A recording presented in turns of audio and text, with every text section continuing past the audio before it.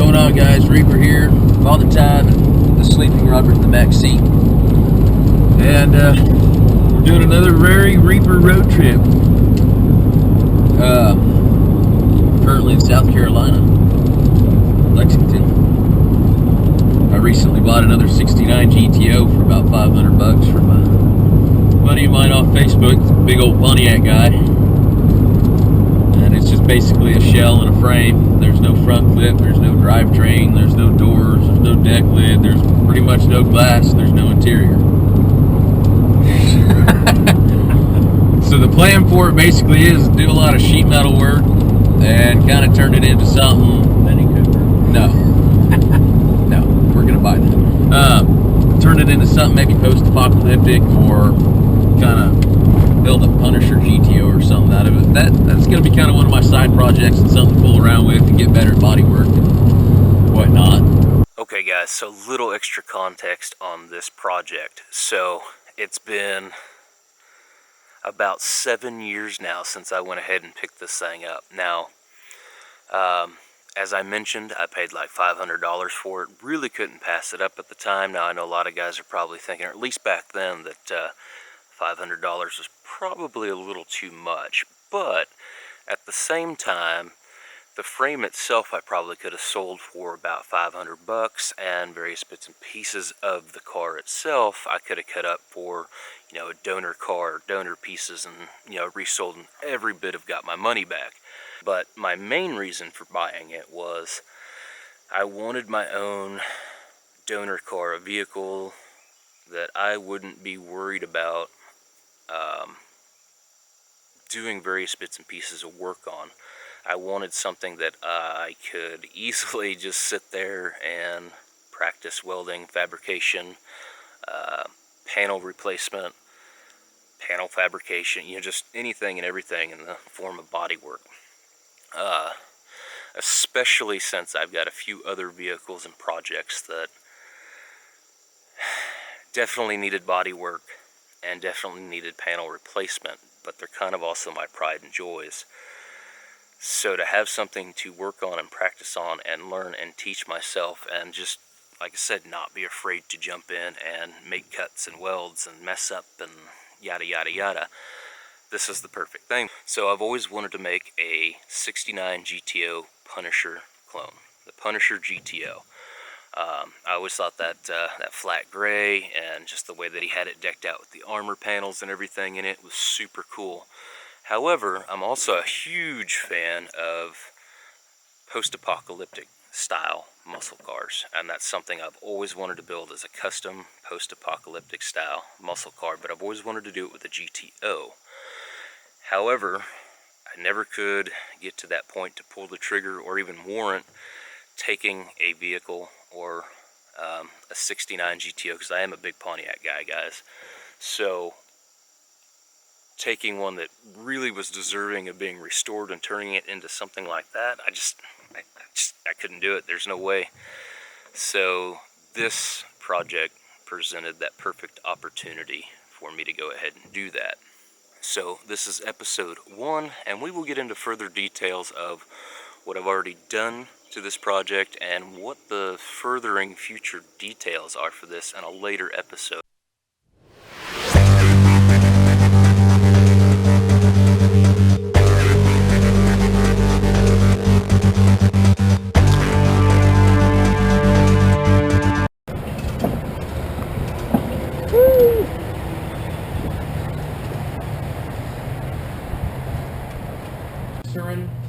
Looser and blue, huh? Man, it's clean. Clean, clean, clean, clean. I like it. Beautiful, man. Pretty car, though. Beautiful. Yeah. What color are you going to do the interior? Oh, it's black. Oh, okay. I got neat door panels. It's pretty neat. That'd be a cruising car. Mm-hmm. Here's your dash cover. Oh, yeah, okay. Back there. Yeah. That's what it's there. So that's what it is. It's just like the cover. $120 for that. Oh, that ain't Comes with bad. a little, you know, adhesive. Hey, Mama! Love you! She said Gary. We all should have replied. Yeah, y'all. $1,300. $1,300? Pass and left each Get your grandkid $1,300. And this guy, he was on Facebook. He wanted like 2,500. He went $2,000. He went 1,900. Is that the motor that came in it? Yes. Inline 6. Yeah. And it's got Pontiac stamp on the side of it. Yeah. Oh, it's so cool. I saw that. Really? Yeah. It's on both sides. Yep. Yeah. Oh, holy crap. And on the top, there's Yeah. Hell yeah. Now that's pretty.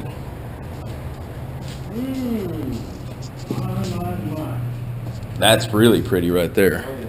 Is this, which motor is this going to go in? That's just a little, my buddy let me borrow that because my Ram Air 3 I'm getting built.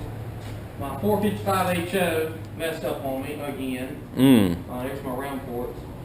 And then that's a 72 Le Mans motor.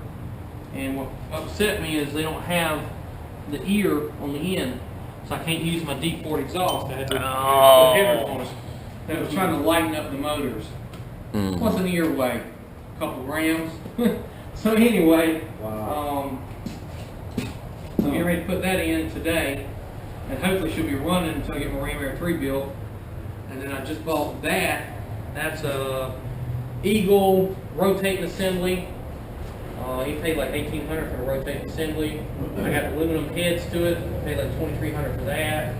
It's got a solid cam in it, new harmonic balancer, intake. He kept the carburetor. That was a nice one. Damn. And he supposedly the distributor walked off. So, Yeah, but I had supposedly. to give $2,100 for that. So now I'm broke. Well, kind of. You just got 500 back. It's already spent. I'll tell you why. She already knows you had it. Oh, she already has it, doesn't she? Probably. What's that? That money. Oh no, I just got our boobs 2 days ago. That was, boobs? Yeah, I got our boobs done. That was $4,200. Oh my God. So yeah, I'm broke. I got brand new carpet in it. Oh, I'm yeah. still putting the brand new door panels in it. You got the, what was it you were saying on there? PPG or who was it that did those ones? Oh, PYE? Yeah, I didn't like them. The quality isn't that good, but what I did is I traded for the Ram Air 3 motor. I traded 71 HO round ports, and they needed to be gone through. They needed to be surfaced. They needed to be angle valve jobs, needed valves, the new spring, needed everything. Wow. So he traded me the interior kit, which he showed me the receipt to it, and the Ram Air 3 block, heads, crank, rods, pistons. So I did a swap and trade with him. I mean, it's not god awful. I mean, that's the back seat. Oh, yeah. The upholstery guy did it. That actually looks pretty good for the back seat. Yeah. The door panel is what I had an issue with, as they didn't really match gap right. Oh, okay. Because it had the front and the back ones in it, and the gap was way off. Okay. Because I ain't even looked at mine. Oh, on yours? Yeah, and that's the same ones he's got. Yeah, and the other parts that I got are upstairs. And I'm not sure who put them in, but whoever put them in kind of fucked them up because I had to replace or fix a lot of the chrome on it. I don't know. I heard that, like I said, kind of the same thing. Some of them last, some of them don't. How's your convertible top work? Does it work all right? Oh, it's perfect. If I had a battery in it, I'd put it up for you. Nah, I was just wondering. And this was an 8-track car too. I got the 8-track out. That's my build sheet. Holy crap. Because some people are like, how you know it's a true Ram Air car? So I had to show them. That's sweet as hell. Yeah. It is pretty though. Well, it's dirty. The cat's been crawling all over it. About ready to get rid of the cats and give them some money. That's probably a good idea. Well, he knows how to get rid of them. I'm still pissed off at you guys for not telling me it was you. I'll get over it. I should have been a part of that. Got the car back all right. Had one little mishap on the way here, but I'll get to that in a minute. So, just kind of in here, pulled the back seats out. So you see how the rear floor is in it, and the rear package tray and all that. And to be honest, it's pretty much perfectly intact. There's a little surface rust back here and all that, but it's not completely rotted through. front floor pans is kind of iffy, but very fixable. Still got the dash, and quite a bit in it, really. Like I said, I'm not really sure what the plans are for yet. I don't think I'll do a full resto on it. It's just going to be kind of like a side project to work on here and there. Anyway, it's the floor. It's pretty dirty otherwise, you know, trash and stuff as long as it's been sitting. Still got the center console and shifter in it, and just little bits and pieces here and there. You know, the rust, and it had a vinyl top, so this is all gonna have to be replaced. But you know, I won't have to replace the whole quarter. Seems to be pretty tight and solid in most places. Do some rear channel work here with the trunk, and obviously up in here, as usual. Still got the drive shaft, tail lights, you know, bits and pieces that were, I guess, with it already. I'm really not entirely sure how long it sat. So, you know. Anyway, here's the thing. This is what happened on the way up here. It's a quarter here, and that fender in the trailer. Can't express enough, guys, how if you're taking a long drive or long road trips or whatever, if you get tired, to make sure you either pull over and get some rest, or have somebody, if you have somebody with you, change out on the way over there. There's 3 of us, and Father Time had driven all the way there, and on the way back Robert and I had driven a while, and then old man decided to rack back in and bring us home. But he had been up for probably over 30 hours without sleep, and it's one of those things where he wasn't tired when he was driving. Just kind of, you know how the road kind of mesmerizes you. That's what happened. We hit a sign which came in here and did the damage, but this whole quarter here has been kind of done in for. I'll try and fix this area here to get the gap back, but I'm thinking it's going to need a whole new quarter, which is what it's going to need anyway. If you look up here, you can see the welds and all the Bondo that was put in it. So it's been replaced once before, and I'm pretty sure it's mostly unsalvageable there.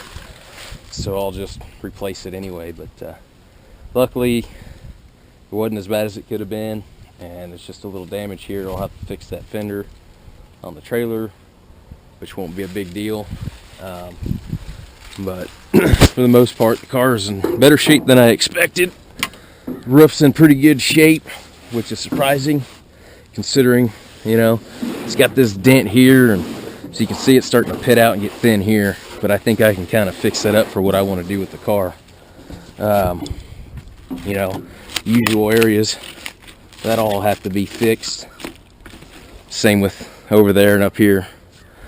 But the rest of it, for the most part, from what I've seen and looked over, it's in damn good shape, and definitely got money's worth for it. So, you know, hopefully I can turn it into something nice, and you know, or somewhat nice. Doesn't have to be, like I said, not going to do a resto on it. It's just going to be one of those deals where it might be something like post-apocalyptic, or maybe, like I said, somewhat similar to the Punisher car, but I haven't quite decided yet. But we'll kind of figure it out along the way. Going to try and build it as cheaply as I can without, you know, putting thousands of dollars into it. I've looked at front clips and doors and stuff like that for it, and it's pretty reasonable. I can get a door for probably $150 or less, and, you know, put it on there. And I was even kicking around the idea of a fiberglass front clip, but not sure I can get a set of fenders for like $300, and a core support for under $150, and a bumper pretty cheap, and a hood and all that. So we'll see how it goes. You know, if I get a good deal and I think I can fix it, I'll put it on here, and that's the way to go. But like I said, as cheap a build as I can. It might just be a junker driver or something like that, or like I said, something unique that's kind of like rat muscle or something. But that's the plan for it, guys. So as I go along, I'm gonna keep photos on it and, you know, video and whatnot. Part of the other reason I got it was to try and muster out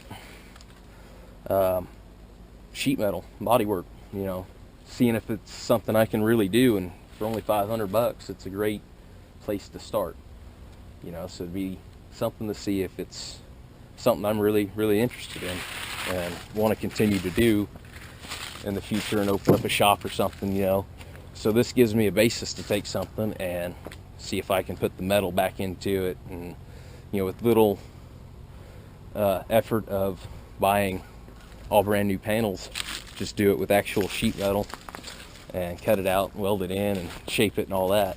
So that's kind of the plan, and, you know, like I said, it'll give me some extra skills and things to work with. So keep you guys updated. Reaper out. And that's exactly what happens when you hit a signpost at night. You break it in half.